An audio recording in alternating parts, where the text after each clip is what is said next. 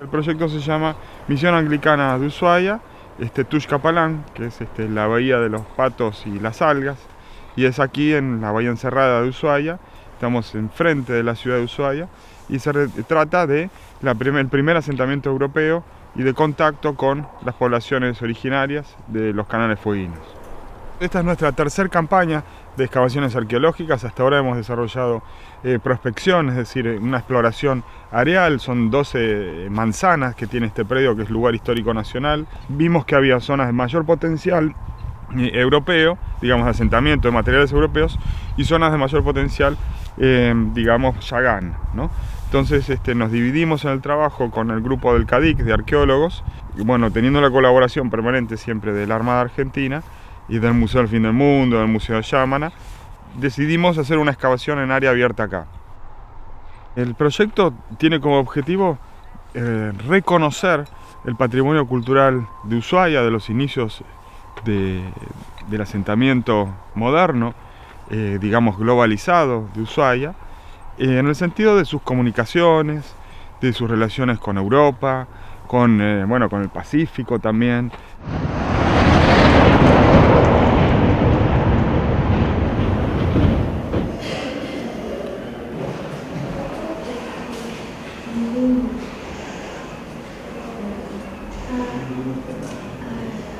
En el año 2012, por una decisión del gobierno de la provincia a través de la Secretaría de Cultura, se tomó una iniciativa de trabajar sobre el lugar histórico nacional Misión Anglicana, que es el que ubicamos arriba de la Misión Baja frente a la ciudad, para realizar proyectos de prospección arqueológica. Los primeros pasos fueron tomar contacto con la Comisión Nacional a través de del presidente y la misma comisión, poniendo de manifiesto la decisión de trabajar. La Comisión Nacional envió un profesional, el responsable, arqueólogo.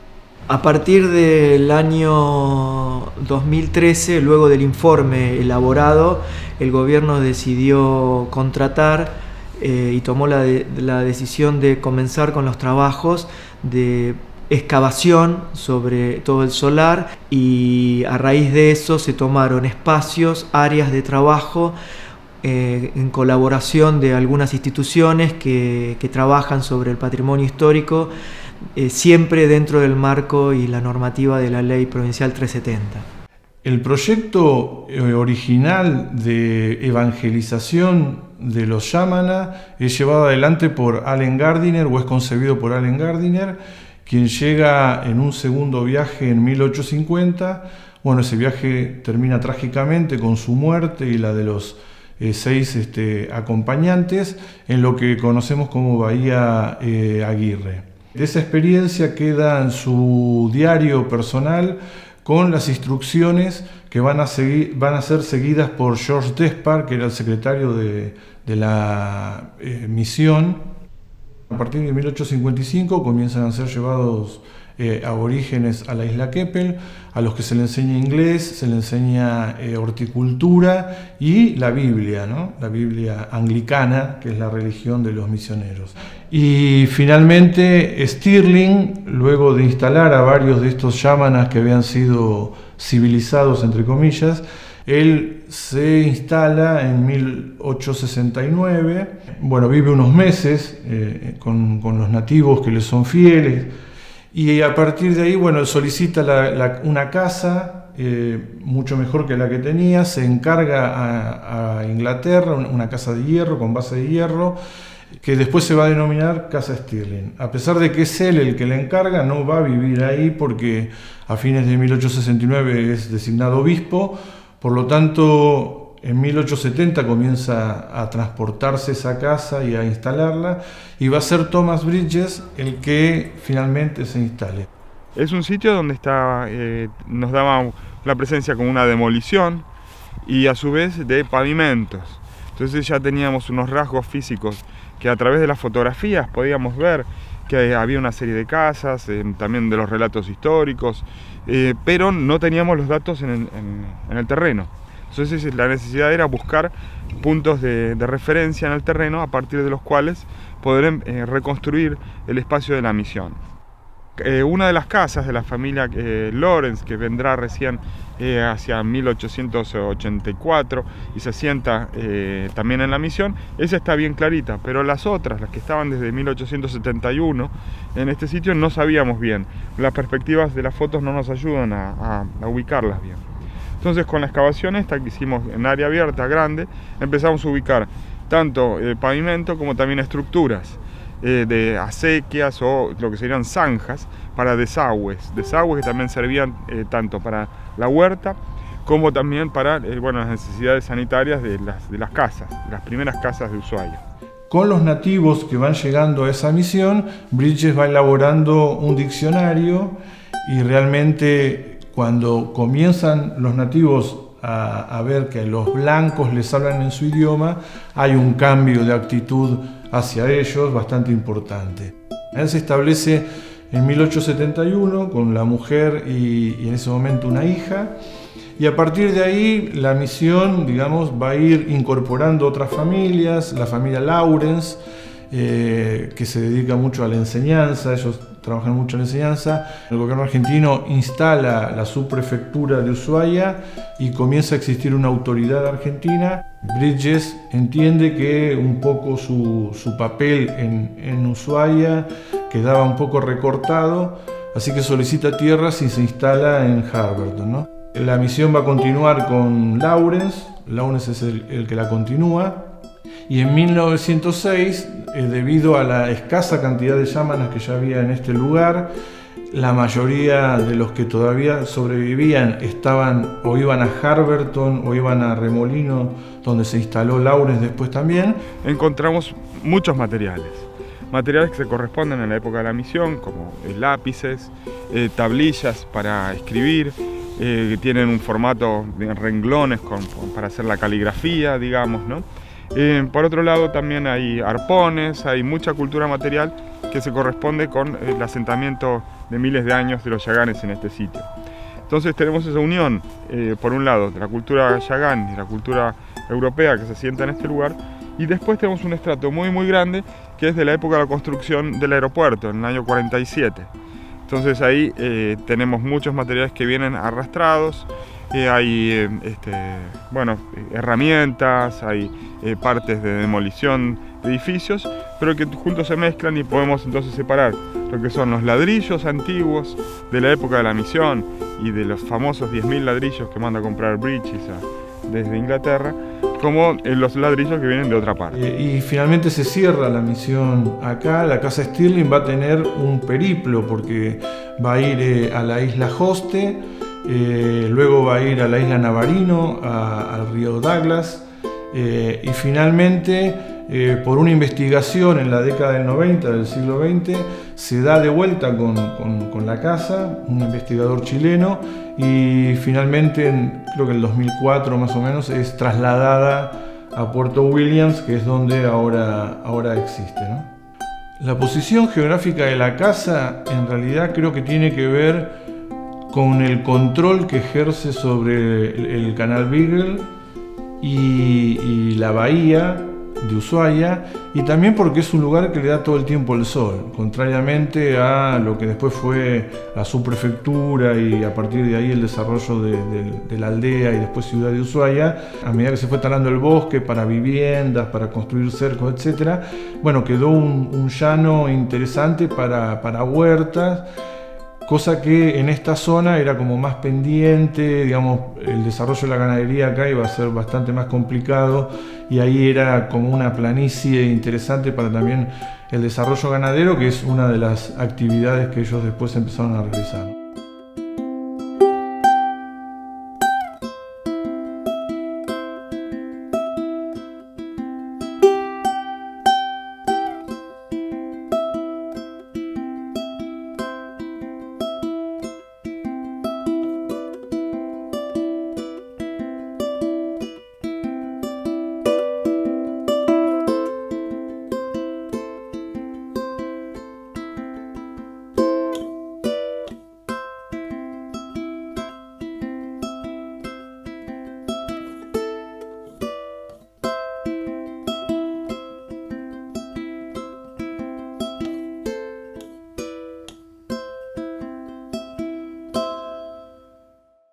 En esta excavación estamos utilizando una metodología que te permite una gran visibilidad, digamos, de lo que es horizontes arqueológicos, sitios de ocupación, digamos, niveles de ocupación en amplio espacio, lo que te permite entender mejor lo que va apareciendo dispuesto en la estratigrafía, digamos, y explicar de una manera, digamos, más coherente los distintos momentos de ocupación y desocupación de un sitio arqueológico.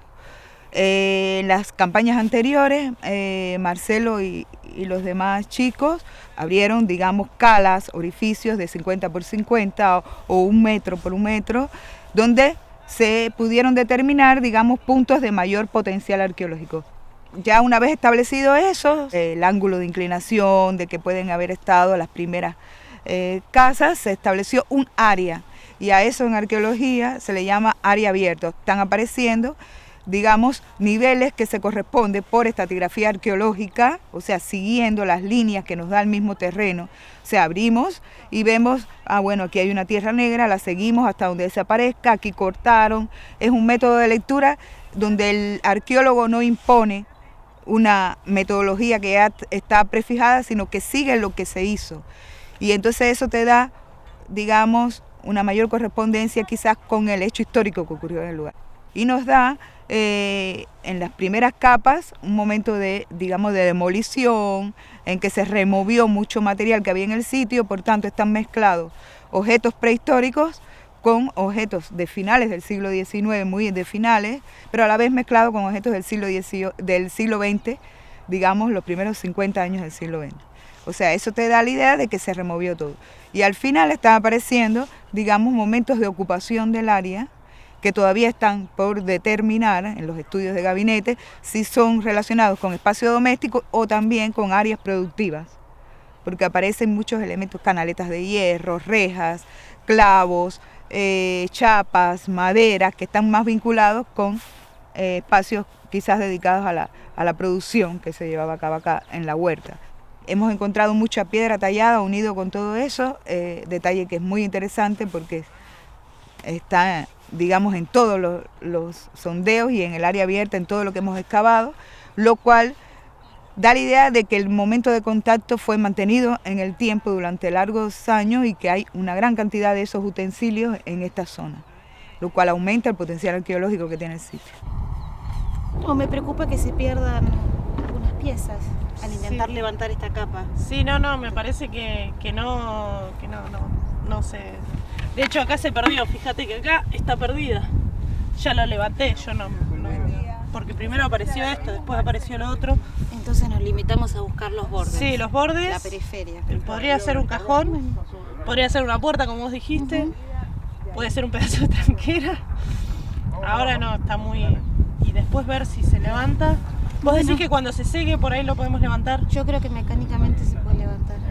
La diferencia principal entre excavar sitios de asentamientos de pobladores occidentales con sitios de cazadores-recolectores acá es principalmente la metodología. Es una metodología que es de arqueología urbana, donde se apela más al área muy abierta para ver el panorama. En cambio, en los sitios de cazadores-recolectores acá, las superficies, si bien son amplias de excavación, la metodología es mucho más lenta, mucho más cuidadosa, porque las estructuras en las que nosotros excavamos, que se llaman concheros, son agrupaciones de valvas, entonces tenemos que ir determinando los momentos en que se forman esas acumulaciones.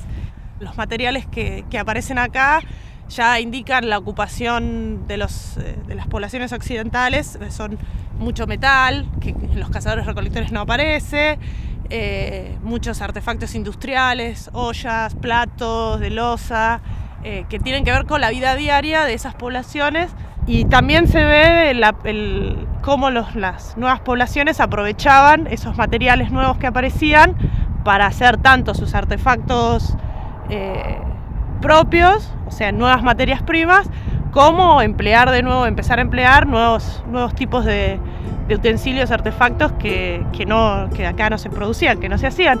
Es muy lindo aprender a trabajar con otro tipo de metodología con la que yo no estaba acostumbrada y a encontrar cosas que una no encuentra, porque en general en los sitios de cazadores-recolectores no aparecen botones, no aparecen botellas.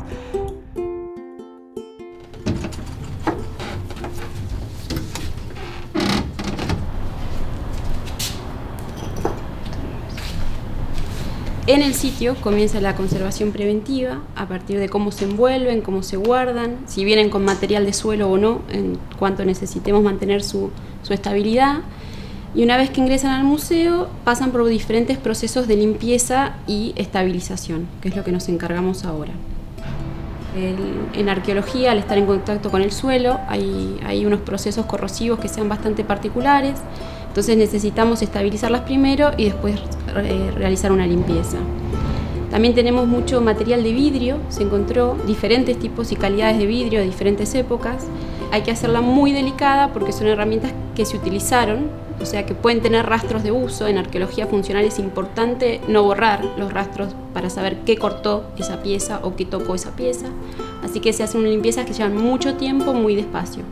Y también se encontraron muchas piezas de semiporcelana o loza en general, que son de un material muy poroso, que tiene poca cohesión a partir de que estuvo mucho tiempo en suelo, así que hay que tener mucho cuidado cómo lo manipulamos.